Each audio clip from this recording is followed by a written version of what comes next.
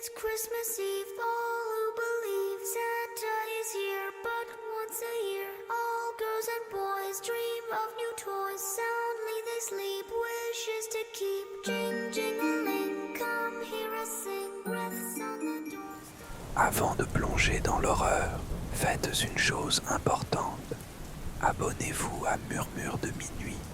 Laissez un pouce bleu et activez la cloche pour ne jamais manquer une seule de nos histoires terrifiantes.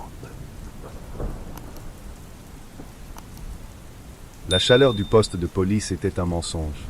Bien que la serre dans le coin de la pièce ait fait un effort paresseux pour réchauffer la pièce, le froid était partout.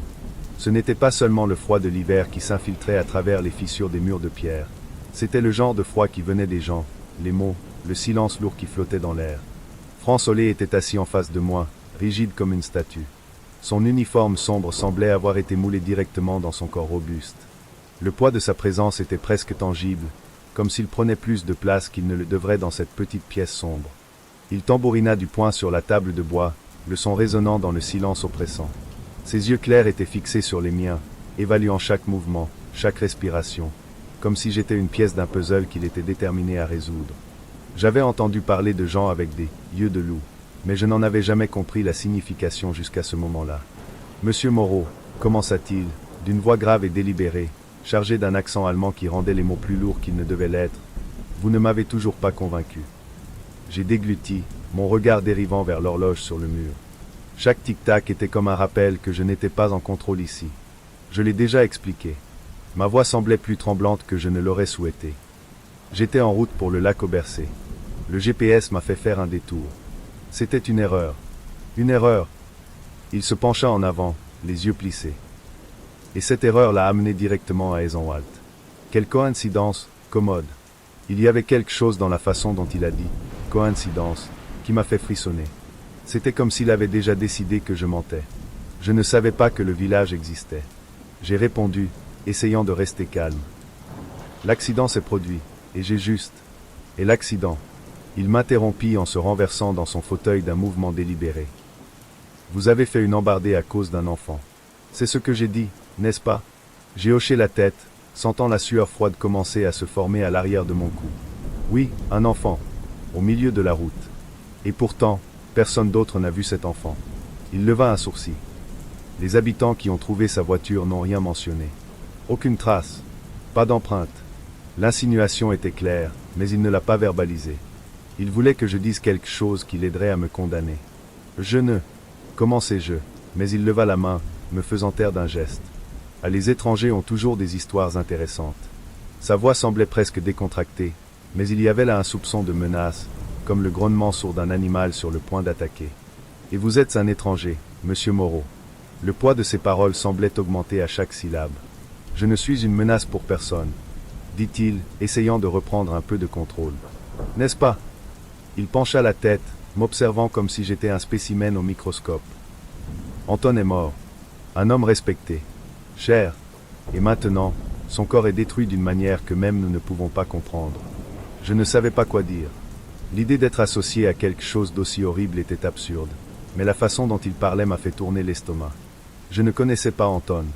Je ne l'ai jamais vu. En répondis-je en essayant de garder ma voix ferme.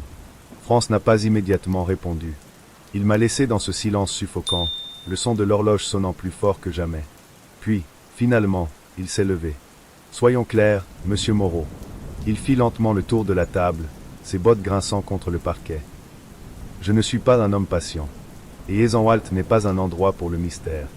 Il se tenait à côté de moi, si près que je pouvais sentir la laine humide de son pelage. Si je découvre que tu mens, ni ton appareil photo, ni ton histoire sur le lac Aubercé, ni même ton foutu GPS ne te sauveront. J'ai voulu répondre, mais les mots sont restés dans ma gorge. Il le savait, et il a utilisé le silence comme une arme, me laissant piéger sous le poids de ses menaces tacites. France se rassit, se penchant de nouveau en avant. Maintenant, son ton a changé, mais pas pour quelque chose de plus gentil. Vous dites que vous avez vu un enfant, mais personne d'autre ne l'a vu. Et pourtant, votre voiture est ici, dans notre village. Et Anton est mort. Si j'étais un homme superstitieux, monsieur Moreau dirait que son arrivée a apporté quelque chose avec lui. Quelque chose que nous ne voulons pas ici. Il s'arrêta, comme s'il voulait que ses mots s'imprègnent. Êtes-vous superstitieux, monsieur Moreau? Non. Ma réponse a été trop rapide, presque sur la défensive. Alors peut-être que vous n'avez pas de chance.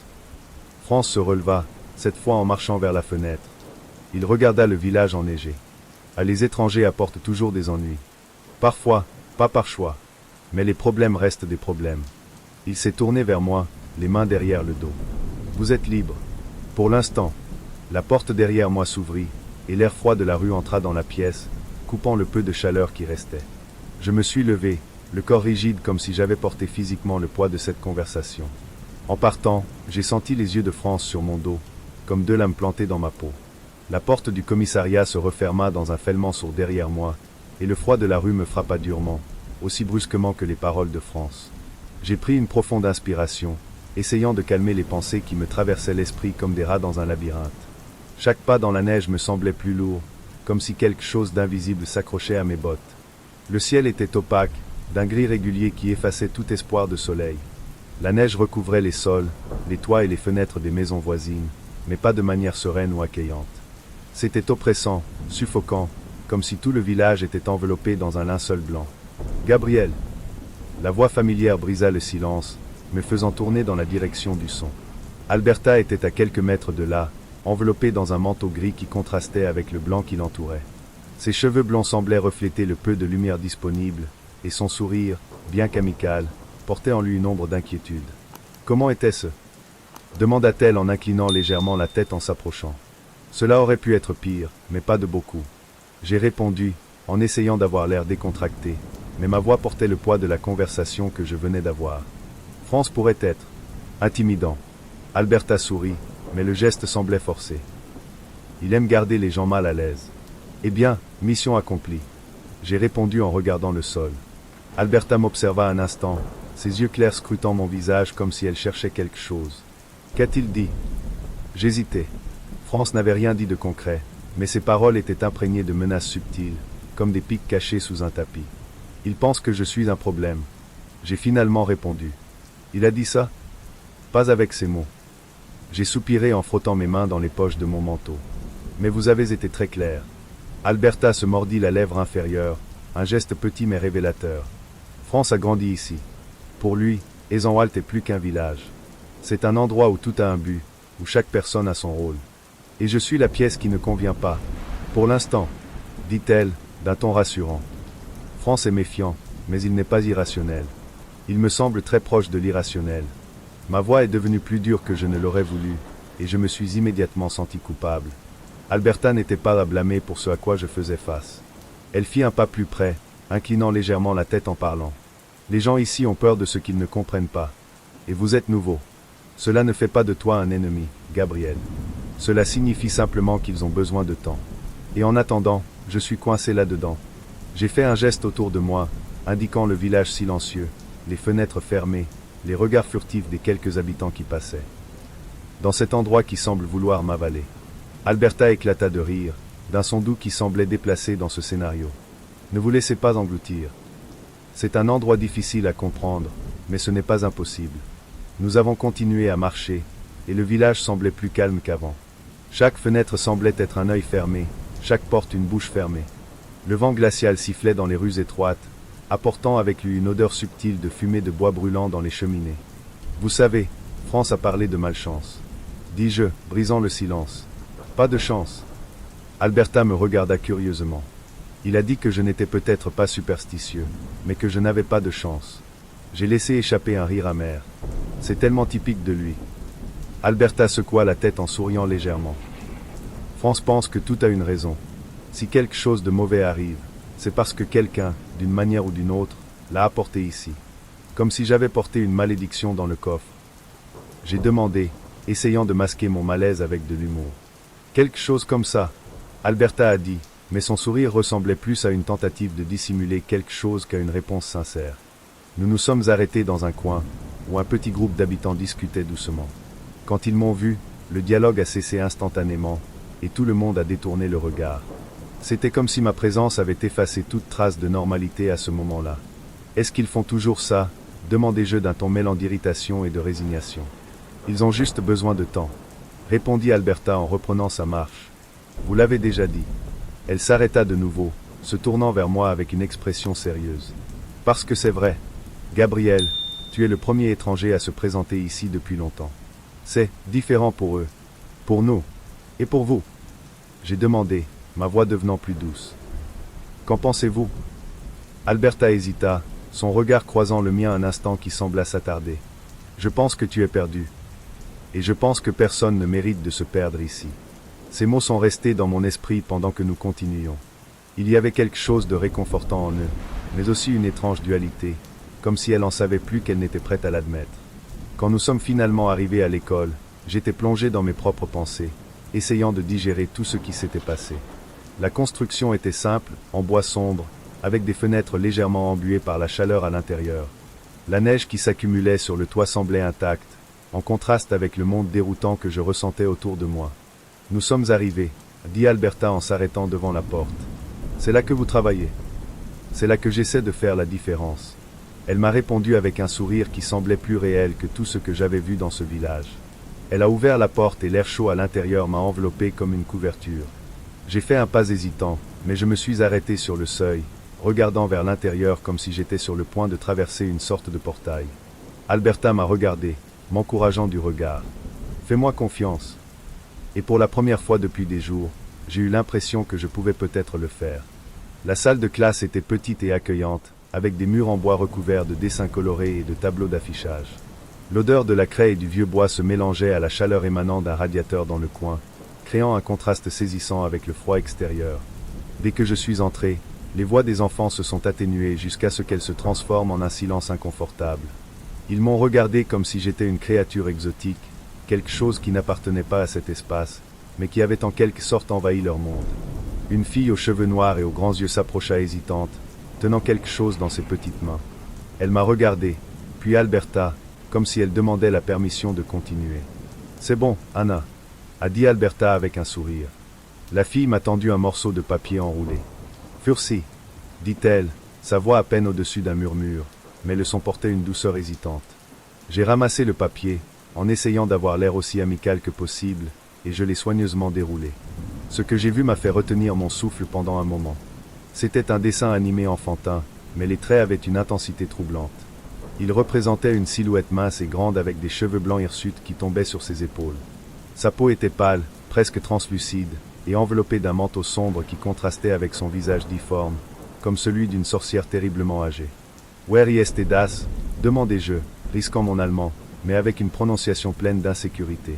Anna a hésité, puis a marmonné quelque chose en réponse que je ne pouvais pas comprendre complètement, mais son ton semblait chargé de peur et de révérence.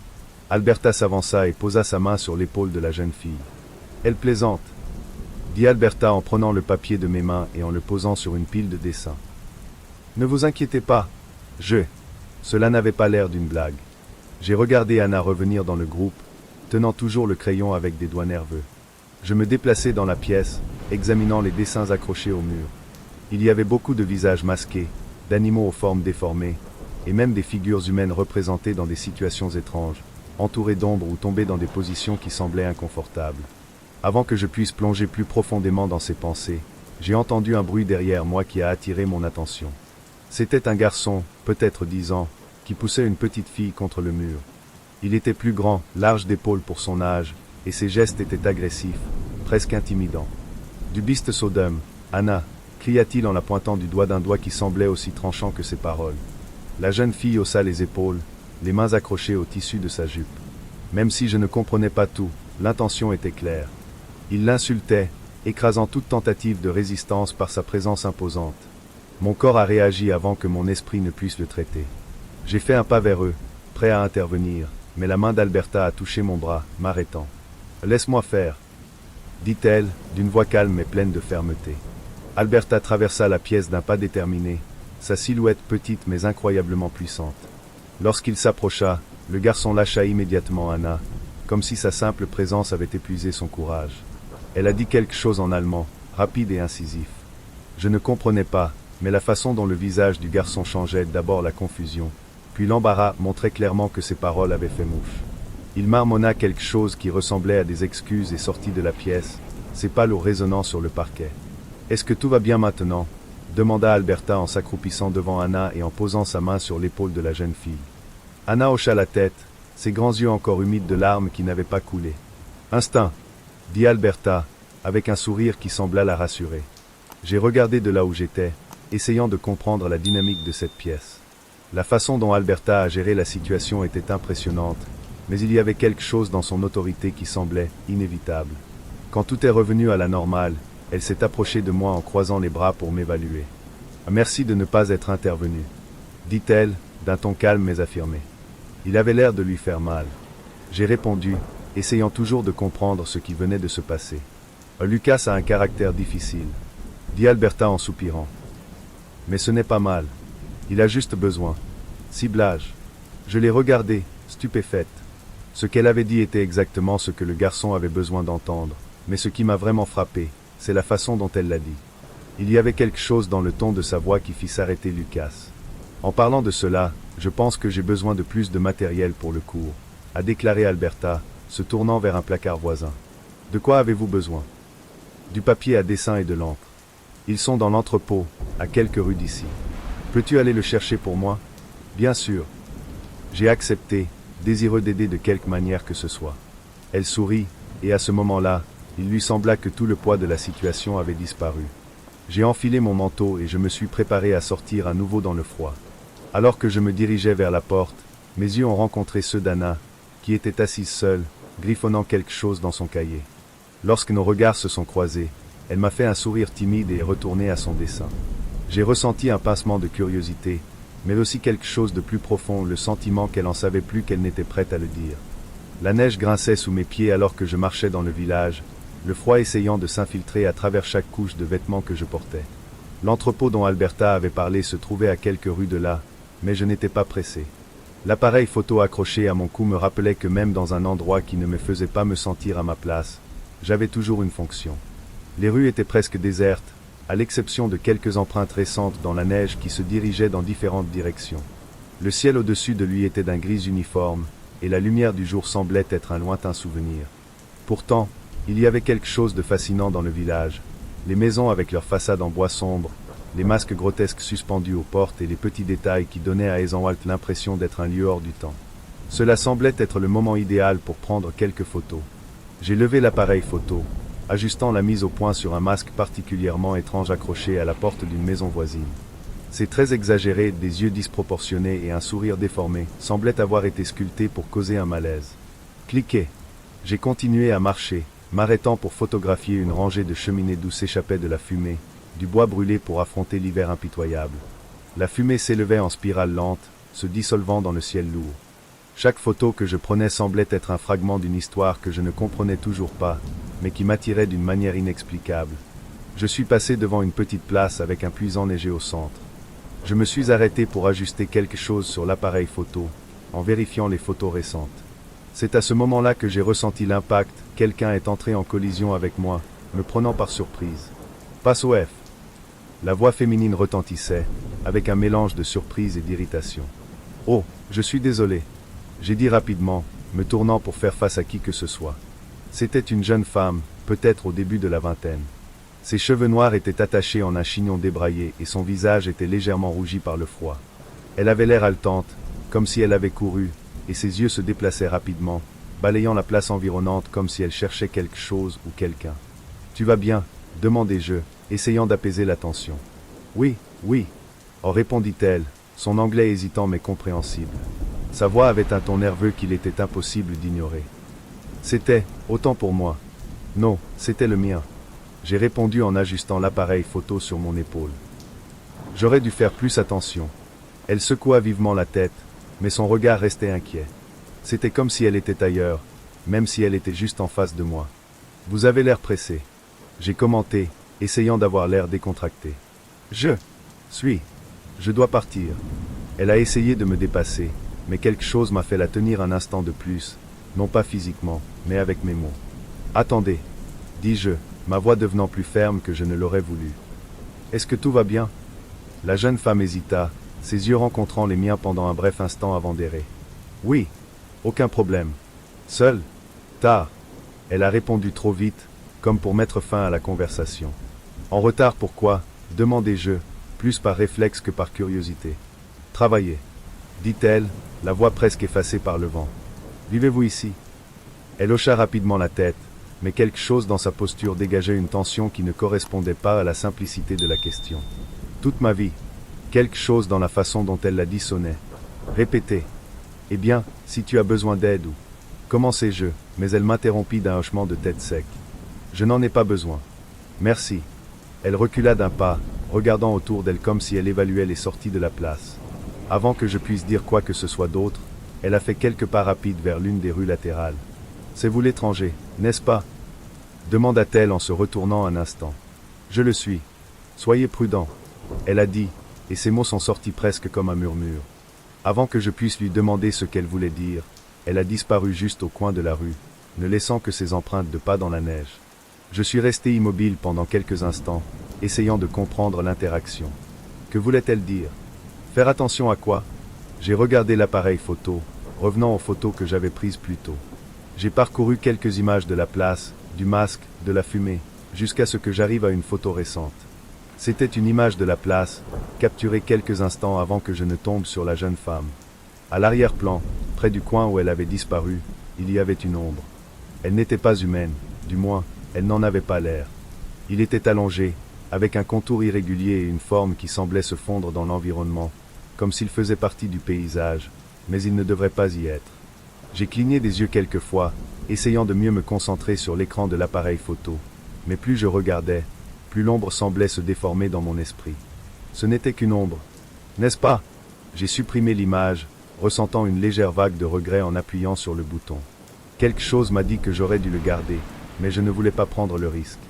J'ai continué mon chemin vers l'entrepôt, mais les paroles de la jeune femme ne cessaient de résonner dans mon esprit, mêlées à la vue de cette ombre. Fais attention. Le froid me semblait plus perçant maintenant, comme si quelque chose avait changé dans le village, même si je ne savais pas exactement quoi. Le magasin était un bâtiment simple, avec des murs en bois sombre et une porte en fer qui grinçait lorsqu'on la poussait. En entrant, l'odeur du papier, de la peinture et du vieux bois se mêlait à l'air chaud, créant une ambiance légèrement étouffante qui contrastait avec le froid perçant de l'extérieur. Le magasin était faiblement éclairé, avec des étagères remplies de piles de papier, de pinceaux et de peintures éparpillées partout. La personne qui m'a répondu ne semblait pas très disposée à parler. Un homme grand et mince à l'expression fatiguée qui a rapidement tourné son attention vers ce qu'il lisait derrière le comptoir. J'ai pris le matériel qu'Alberta m'avait demandé, quelques grandes feuilles de papier et de la peinture. Je ne voulais pas interrompre le préposé, alors j'ai simplement laissé l'argent au comptoir et je suis parti, en suivant les rues étroites qui menaient à l'école. Alors que je marchais à travers le village, le calme était oppressant. Le bruit de mes pas dans la neige était amplifié par l'absence d'autres personnes, et même les maisons, avec leurs façades en bois sombre et leurs toits enneigés, semblaient cacher des secrets. Je ne savais pas pourquoi, mais à chaque coin de rue, le sentiment d'être observé devenait plus intense. Peut-être était-ce la nature isolée du village ou la froideur dans les yeux des quelques habitants qui ont croisé mon chemin. C'est quand j'ai entendu les voix des deux hommes, juste devant moi, que je me suis retrouvé à forcer mon oui. Ils se disputaient avec véhémence, mais le vent emportait les mots. En m'approchant, j'essayais de saisir un fragment de la conversation. Un choc pour tout le monde, mais peut-être mérité. Peut-être? Elle a refusé. L'accent fort et les mots que je ne comprenais pas étaient un obstacle, mais quelques mots se démarquaient au milieu de la conversation. Un choquant, mérité, et le son de quelque chose qui s'est effondré lorsqu'il a été mentionné. Mérité m'a semblé étrange. Je me suis approché discrètement, essayant d'obtenir autre chose, mais quand je me suis vu plus près, les deux hommes ont cessé de parler et m'ont regardé d'un air calculé. Du Tantag, dit l'un d'eux, l'aîné, sans même détourner le regard. Du Tantag, ai-je répondu, en essayant d'avoir l'air décontracté, mais je savais que leur ton n'était pas amical. Les deux hommes échangèrent un rapide regard avant de repartir, sans rien dire d'autre. Cependant, leur regard resta fixé sur moi un instant plus longtemps que nécessaire. C'était comme si j'étais une menace imminente, quelque chose qui n'avait pas sa place là-bas. Je restai immobile un instant, absorbant l'inconfort de cet échange silencieux, et je commençai à marcher vers l'école. En chemin, j'ai croisé une femme âgée qui balayait la neige devant sa maison. Elle m'a regardé et, pendant un moment, j'ai pensé à la saluer. J'ai décidé d'essayer. Du Tantag, j'ai dit, forçant un sourire en m'approchant d'elle. Elle m'a regardé, non pas avec le mépris des autres, mais avec quelque chose de plus difficile à déchiffrer. La femme semblait évaluer la situation, comme si elle calculait si elle pouvait ou non parler à un étranger. Elle hocha ensuite lentement la tête, toujours le balai à la main, et répondit par un bref sourire. Du Tantag. Sa voix était rauque mais tranchante. Elle m'a alors regardé plus intensément. J'ai décidé de saisir l'occasion. J'ai entendu quelque chose à propos d'une jeune femme. Il est mort aujourd'hui, n'est-ce pas? J'ai demandé prudemment, en observant ses réactions. Elle sembla hésiter avant de répondre, regardant autour d'elle comme pour voir si quelqu'un pouvait l'entendre. Oui, elle répondit finalement, le mot sortant presque dans un soupir. Une tragédie, c'est clair. Que s'est-il passé? Demandai-je, le cœur battant plus vite, la curiosité me consumant. La femme n'a pas répondu immédiatement.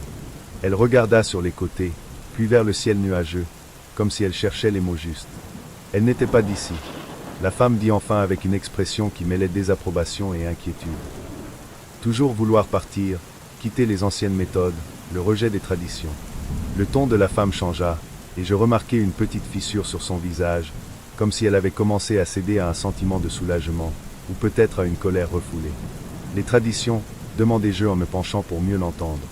Elle s'arrêta un long moment, comme si elle se demandait si elle devait continuer. Le village a ses règles, leurs manières. Tu peux pas vivre ici et les ignorer. Vous ne pouvez pas juste. Partez, dit-elle, les yeux baissés, comme si elle se parlait plus à elle-même qu'à moi. Voulait-elle partir? Répétai-je, avec un léger ton de surprise. La femme secoua la tête avec une expression amère. Elle ne voulait pas rester. Il ne l'a pas respectée. Les personnes âgées non plus. Ni les traditions. Ni le village. Elle fit un geste vague avec le balai, comme s'il s'agissait d'un fardeau qu'elle était prête à laisser derrière elle. Je suis resté silencieux pendant un moment, essayant de comprendre ces mots. L'idée que la jeune femme ait été traitée avec un tel mépris par les villageois eux-mêmes pour avoir simplement voulu partir m'a fait frissonner. C'était comme si quelqu'un avait décidé qu'elle ne méritait pas sa liberté, que son désir de s'échapper était une offense à un ordre naturel tacite. Ils ont dit qu'elle. Essayez-vous de partir? Demandai-je, ma voix à peine audible. Elle en a parlé, dit la femme, la voix brisée. Je ne voulais plus être ici. Je voulais faire cavalier seul. Mais ici, tu peux pas. Ici, tout le monde a sa place, sa position. Si vous ne vous ajustez pas, vous êtes dehors. Dehors. Je réponds, sentant un sentiment croissant de peur m'envelopper. Elle baissa les yeux vers le sol, comme si elle cherchait la réponse dans un endroit invisible, et quand elle leva les yeux vers moi, il y avait quelque chose de presque solennel dans son expression. De tout, en dehors de ce qui est correct, en dehors de ce qui est sûr. Elle secoue la tête, comme si c'était une réalité inévitable. Elle n'aurait pas dû y aller. Elle ne devrait pas. On essayé. La femme tourna son attention vers le balai, signalant que la conversation était terminée. Je savais que toute autre question n'aboutirait pas à d'autres réponses, mais pourtant, quelque chose dans ces paroles continuait de résonner dans mon esprit. Qu'est-ce que le village considérait d'autre comme mal? Qu'est-ce qui se cachait ici, attendant d'être découvert? J'ai continué mon chemin en silence, sentant le poids de tout ce que j'avais entendu. La mort de la jeune femme semblait plus qu'une tragédie.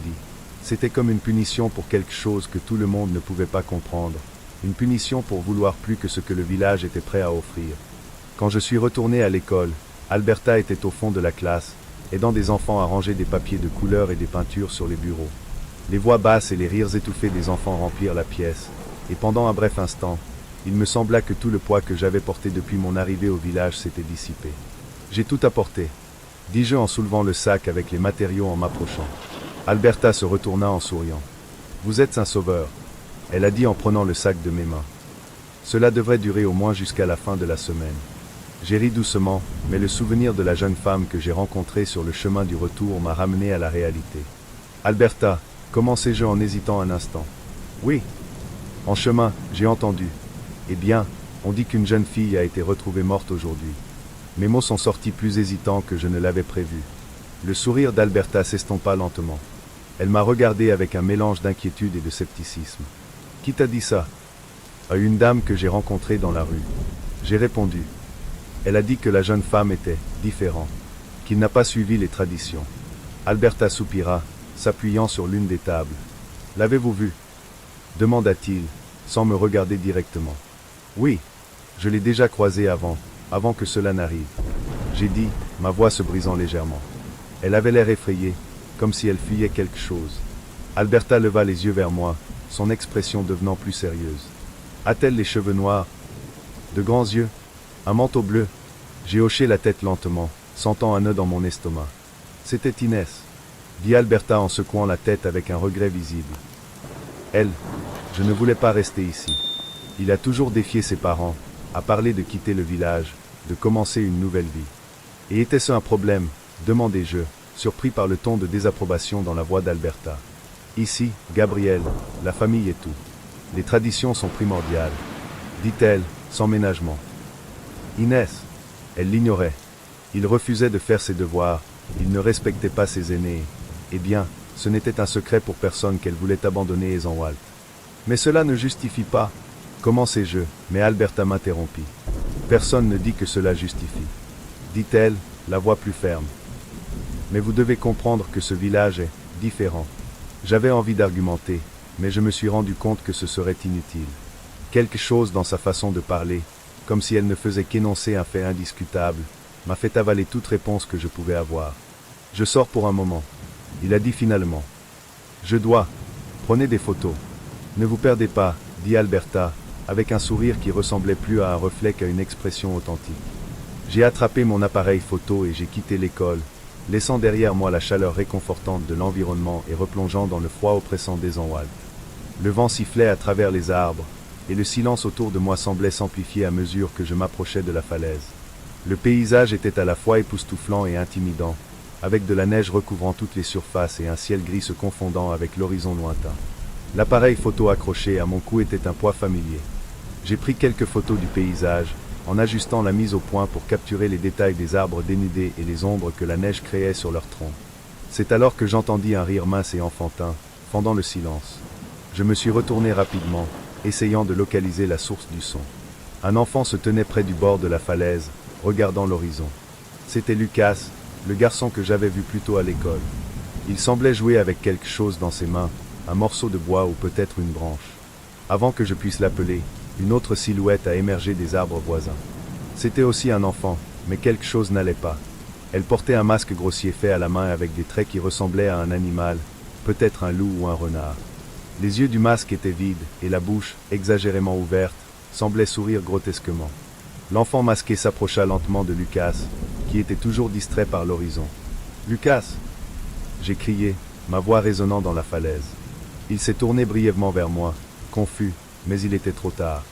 L'enfant masqué le poussa fort, et Lucas perdit l'équilibre, disparaissant par-dessus le bord dans un cri court et aigu. Mon corps a réagi avant que mon esprit ne puisse comprendre ce qui s'était passé. Je courus vers eux en hurlant, mais l'enfant masqué se tourna vers moi, immobile. Pendant un instant, nos yeux se sont croisés, ou du moins, ce que j'ai imaginé être ses yeux derrière le masque. Quelque chose à ce sujet m'a fait arrêter. Il y avait quelque chose de profondément faux dans cette figure, quelque chose qui semblait s'étendre au-delà du physique. Elle recula d'un pas, disparaissant parmi les arbres comme si elle n'y avait jamais été. Quand j'ai finalement atteint le bord de la falaise, j'ai regardé en bas. Le corps de Lucas gisait immobile, partiellement enterré dans la neige. Le bruit du vent semblait plus fort maintenant, murmurant quelque chose que je ne pouvais pas comprendre. Le temps semblait s'être fragmenté après ce qui s'est passé sur la falaise. Les images de Lucas tombant et de l'enfant masqué me fixant me regardaient encore dans mon esprit, aussi vives qu'au moment où elles se sont produites. Après être descendu de la falaise, j'avais couru prévenir les villageois.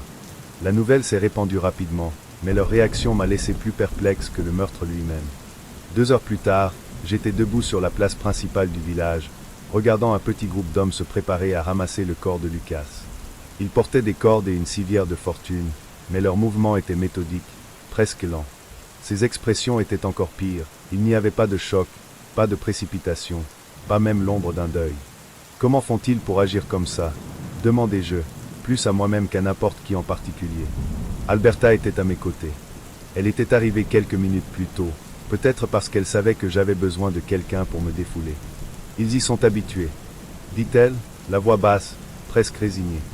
Je me retournai pour lui faire face, sentant ma colère monter rapidement. Tu y es habitué?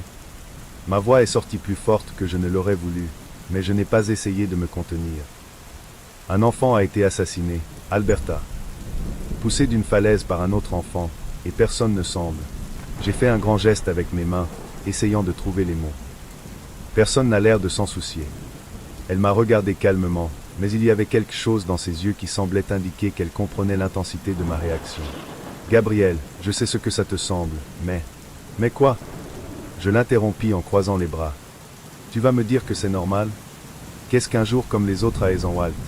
Elle soupira en passant sa main dans les cheveux blonds qui s'échappaient sous le capuchon de son manteau. Il ne s'agit pas d'être normal. Elle a dit finalement. Il s'agit, survivre. Survivre. J'ai répondu en prenant du recul. Cela n'a rien à voir avec la survie, Alberta. C'est apathie. Elle hésita, comme si elle réfléchissait soigneusement à ses prochains mots. Ce n'est pas de l'apathie, dit-elle, la voix plus ferme maintenant. C'est l'acceptation. L'acceptation. Ma voix s'éleva de nouveau. Cela ressemble à une justification absurde. C'est le meurtre d'un enfant. Comment cela peut-il être acceptable? Gabriel, écoute-moi, je t'en prie. Dit Alberta, sa main touchant légèrement mon bras. Je ne dis pas que c'est acceptable. Mais, ici, il se passe des choses que personne ne peut contrôler ou changer. C'est une excuse. J'ai rétorqué en éloignant mon bras de son contact. Elle resta silencieuse un moment, me regardant avec un mélange de frustration et de pitié. Pensez-vous que c'est facile pour eux? Dit-il finalement, sa voix maintenant teintée d'émotion. Pensez-vous que ces hommes, ces femmes, s'en fichent? Ils se soucient de vous, Gabriel. Mais s'ils le laissent consumer chacun d'entre eux, tout le village s'effondre. Uri, Massem humour. Tout le village est déjà en train de s'effondrer, dit-il en désignant les hommes qui marchaient vers la falaise. Regardez-les. Ont-ils l'impression d'être des personnes qui tiennent les choses ensemble pour vous? Alberta n'a pas répondu immédiatement. Elle croisa les bras et détourna le regard, comme si mes mots avaient atteint quelque chose au plus profond d'elle. Je vais chez Margaret, dis-je finalement, avec un ton qui indiquait que la conversation était terminée pour moi. Elle ouvrit la bouche, comme pour dire quelque chose, mais s'arrêta.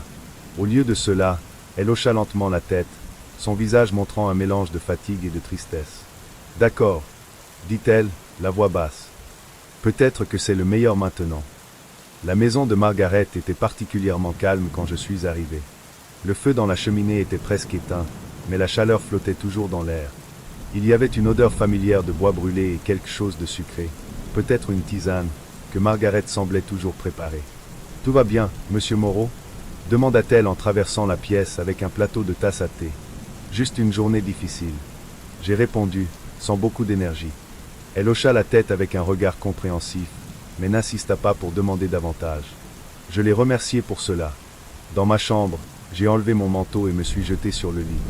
L'appareil photo était toujours suspendu au-dessus de mon épaule, un poids qui me semblait plus émotionnel que physique. Je l'ai placé sur la table voisine et j'ai regardé le plafond, essayant de comprendre tout ce qui s'était passé ce jour-là.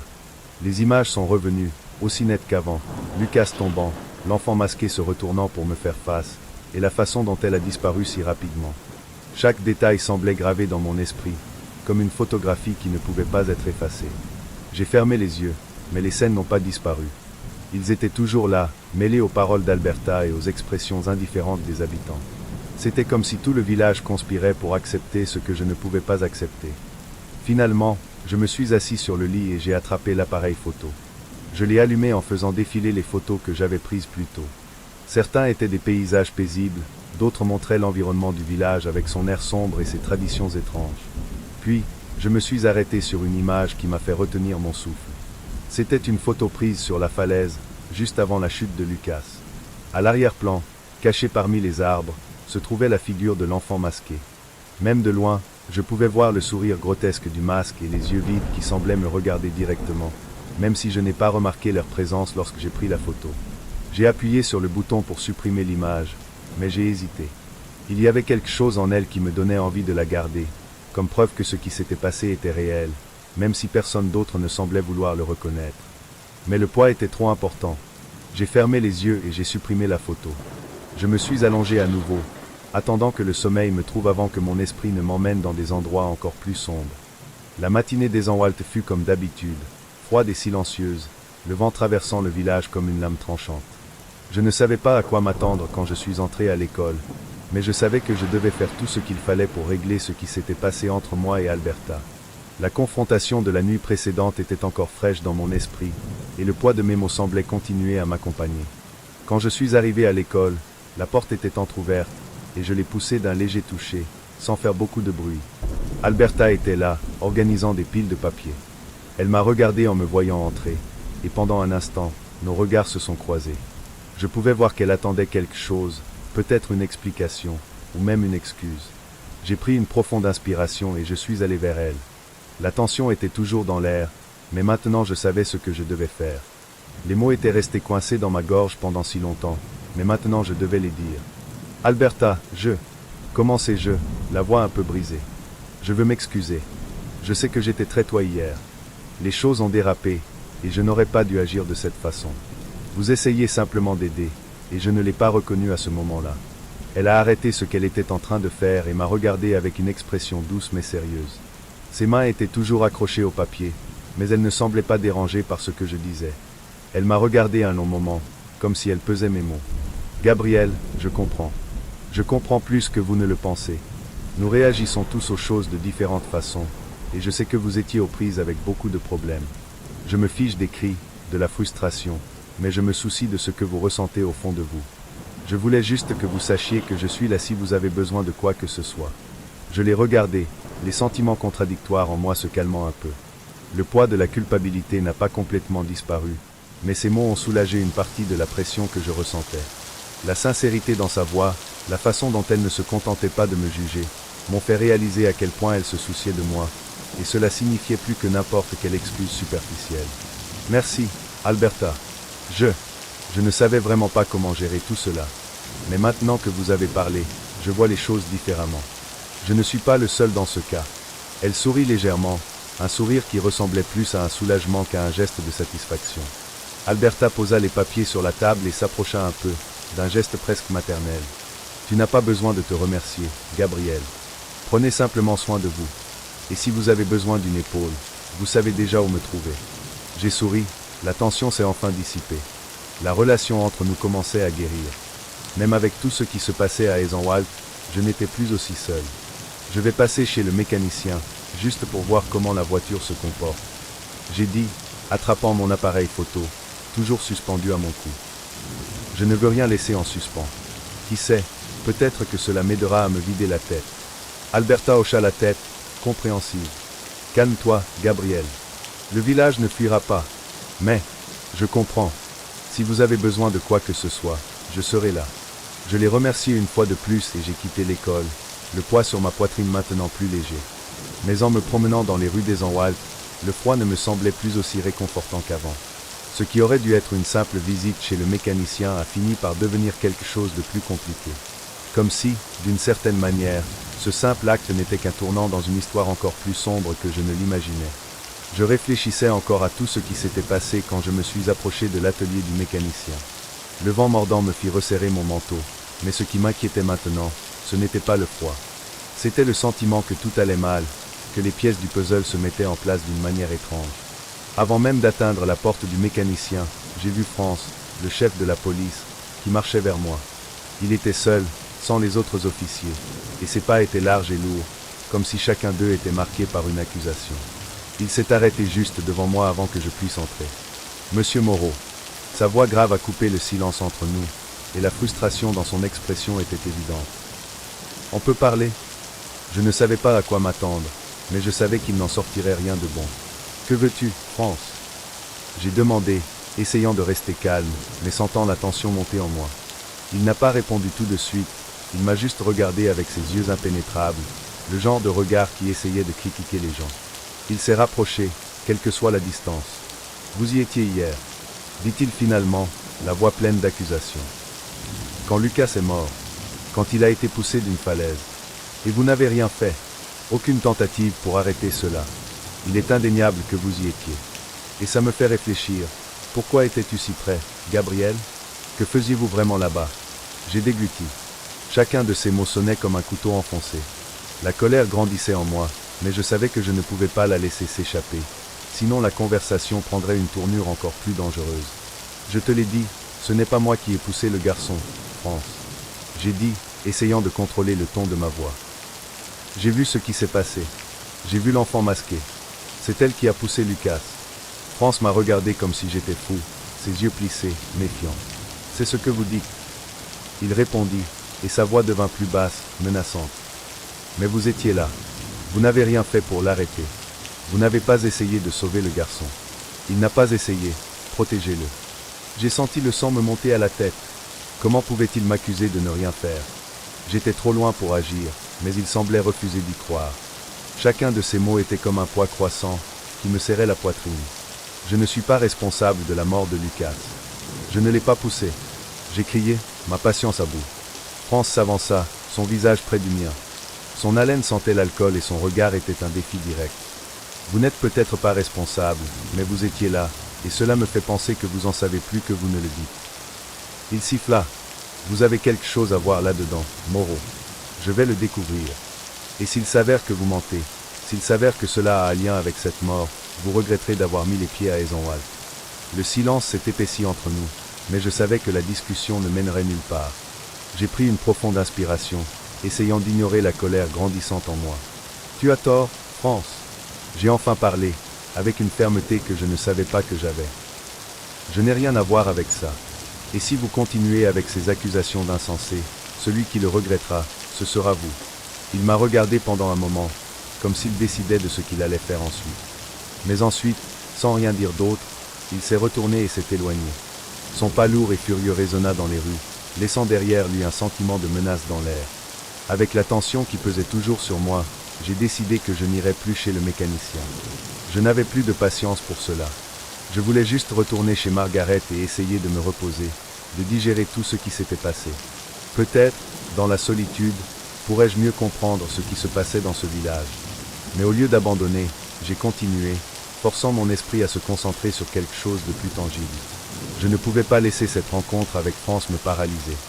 Le mécanicien était toujours là, et la voiture avait besoin d'être vue, peu importe à quel point j'étais fatigué de tout. Quand je suis enfin arrivé à l'atelier, la silhouette du mécanicien est apparue entre le capot de ma voiture et une pile d'outils. Il me tournait le dos, concentré sur quelque chose que je ne pouvais pas identifier immédiatement. Le bruit rythmé des outils frappant le métal résonnait dans l'air froid. « Salut !» dis-je, la voix plus basse que je ne l'avais prévu. Il s'est retourné lentement, ses yeux se rétrécissant un instant avant de me reconnaître. « Monsieur Moreau !» dit-il en hochant légèrement la tête. « Tu es revenu pour vérifier la voiture ?»« Oui !» j'ai répondu, en essayant d'avoir l'air décontracté. Je voulais juste savoir comment les choses se passaient. Le mécanicien se redressa, essuyant ses mains sales sur un chiffon crasseux attaché à sa ceinture. « C'est presque là !» dit-il en désignant la voiture d'un geste rapide. J'avais besoin de pièces supplémentaires, mais ne vous inquiétez pas. Encore quelques jours, et ce sera prêt. J'ai soupiré en hochant la tête. On dirait que je vais rester coincé ici un peu plus longtemps, alors... Il rit doucement, mais il y avait quelque chose dans son expression qui ne correspondait pas au ton détendu du rire. Ce n'est pas si mal, dit-il en revenant aux outils. Le village a son charme, si vous savez où regarder. Je ne pense pas que je peux encore voir ce côté. J'ai répondu, avec un sourire qui n'a pas atteint mes yeux. Le mécanicien est resté silencieux pendant un moment, ajustant quelque chose dans la voiture avant de se tourner à nouveau vers moi. Vous avez entendu parler de Lucas, n'est-ce pas? Il a demandé, comme si la question était inévitable. Oui, j'ai répondu, ma voix chargée de prudence. J'étais là quand, arrivé. Il me regarda un long moment, comme s'il se demandait s'il devait continuer. J'ai entendu dire que vous aviez essayé d'aider. Il dit finalement, mais il y avait quelque chose dans son ton qui semblait indiquer qu'il n'en savait plus qu'il ne disait. J'ai fait ce que j'ai pu, mais j'étais loin. J'ai répondu, sentant le poids de ma mémoire revenir. C'était horrible. Le mécanicien secoua la tête en soupirant. Lucas était un garçon difficile. Il a dit, ces mots chargés de quelque chose que je ne pouvais pas identifier, peut-être de la tristesse, peut-être de la résignation. J'ai entendu dire qu'il mentait à ses parents. De ce qui s'est passé à l'école avec cette fille, Anna. Mon attention s'est immédiatement aiguisée. Mentir, demandai-je en me penchant légèrement. Il hocha la tête, s'appuyant sur le capot de la voiture.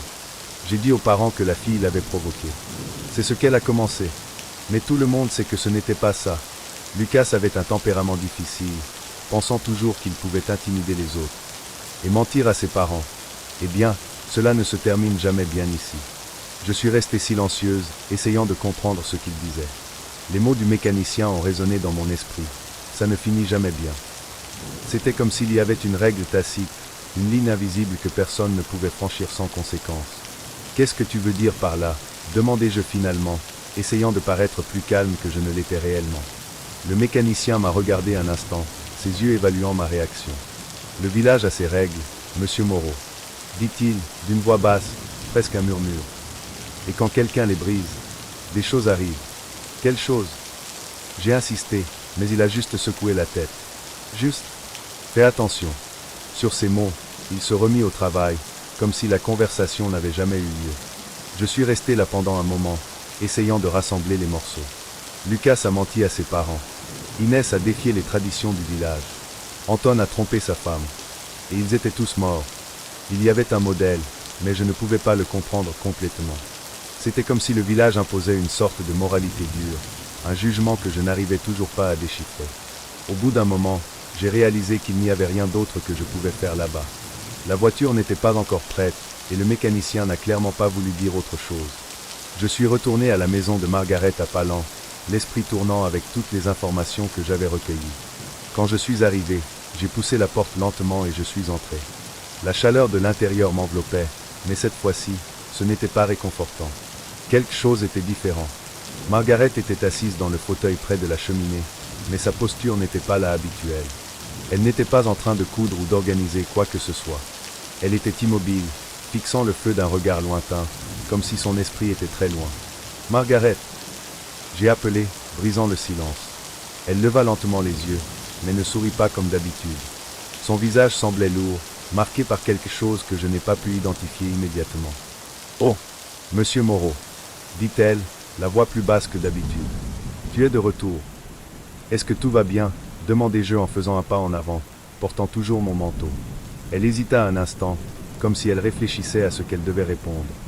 Mais au lieu de dire quelque chose, il secoua légèrement la tête et détourna le regard, retournant regarder le feu.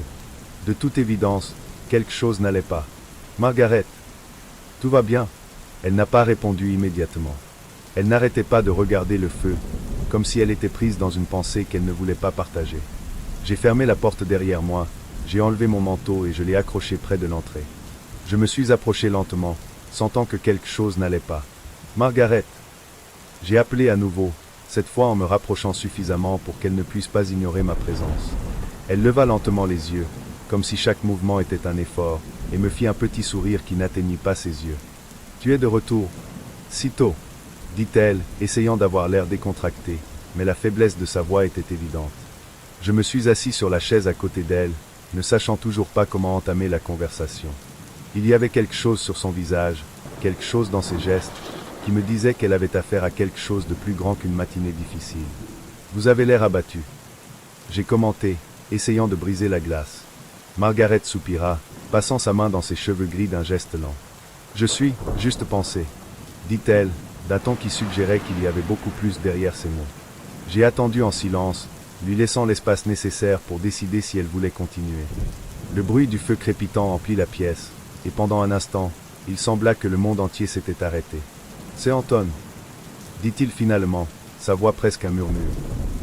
Je n'arrête pas de penser à lui. Je redressai ma posture, attentivement. Il ne s'attendait pas à ce qu'elle mentionne si directement son défunt mari. C'est naturel qu'il me manque. J'ai répondu, essayant de la réconforter. C'est encore récent. Elle hocha lentement la tête, le regard fixé sur les flammes. Ce n'est pas seulement cela, dit-il, la voix légèrement tremblante. C'est ce qu'il a fait, et ce qui lui est arrivé. Il y eut un lourd silence entre nous avant qu'elle ne continue. Anton m'a trahi. Il a dit finalement, comme si les mots étaient difficiles à lâcher. J'ai cligné des yeux, surpris par la révélation. Il t'a trompé? Elle hocha la tête, regardant toujours le feu. Pendant des années, il a eu une liaison avec une autre femme. Je le savais, mais je n'ai jamais rien dit. Ici, les choses sont différentes. Vous apprenez à garder vos secrets, à vivre avec. Il y avait quelque chose dans sa façon de parler qui m'a fait sentir que ce n'était pas juste une confession. C'était plus profond, plus sombre. Et vous pensez que... Est-ce lié à ce qui lui est arrivé? Demandai-je, prudemment. Elle détourna le regard du feu et me fixa enfin. Ses yeux étaient humides, mais il y avait une fermeté que je n'avais jamais vue auparavant. « Je ne pense pas, » dit-elle, la voix ferme. « Je sais. Que voulez-vous dire ?» Margaret prit une profonde inspiration, comme si elle se préparait à quelque chose. Anton a été puni. Elle dit lentement. « Pas pour moi, mais pour le village. J'ai froncé les sourcils, essayant de comprendre ce qu'elle voulait dire. Punie par le village? Elle hocha lentement la tête. Avez-vous jamais entendu parler de Fropersta? Demanda-t-elle finalement. Le nom vous semble familier, mais... Pas trop. J'ai répondu, mon esprit essayant de chercher quelque chose. C'est une déesse. Ou, dit Margaret, choisissant ses mots avec soin. Ici, elle est plus qu'un mythe. Elle est la gardienne des traditions. Le juge de ce qui est bien et mal. Je restais silencieux, essayant de comprendre ce qu'elle disait. Et qu'est-ce que cela a à voir avec Anton? J'ai demandé, encore plus confus. Margaret se pencha en avant, la voix basse, comme si elle craignait que quelqu'un ne l'entende. Fropersta punit ceux qui enfreignent les règles. Pas les règles écrites, mais les règles qui maintiennent l'ordre. Les règles morales. La morale, demandai-je, l'incrédulité commençant à apparaître dans ma voix. Anton a cassé l'un des plus importants. Dit-elle, la voix plus froide maintenant. Il était infidèle. Il déshonora la famille, et Fropersta. Elle hésita, cherchant les mots justes.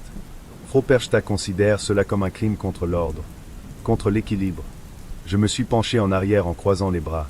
Margaret, on dirait. Superstition. Elle m'a regardé, les yeux fixés sur les miens, remplis de quelque chose qui semblait mêler colère et douleur. Vous pensez peut-être que c'est de la superstition, mais ici à Eisenwald, les gens le savent. Ils savent que certaines choses ne peuvent pas être ignorées. Même si c'est vrai, croyez-vous vraiment qu'une légende, une déesse... Avez-vous tué Anton? J'ai demandé, essayant de garder ma voix contrôlée. Elle secoua la tête de frustration. Ce n'est pas si simple.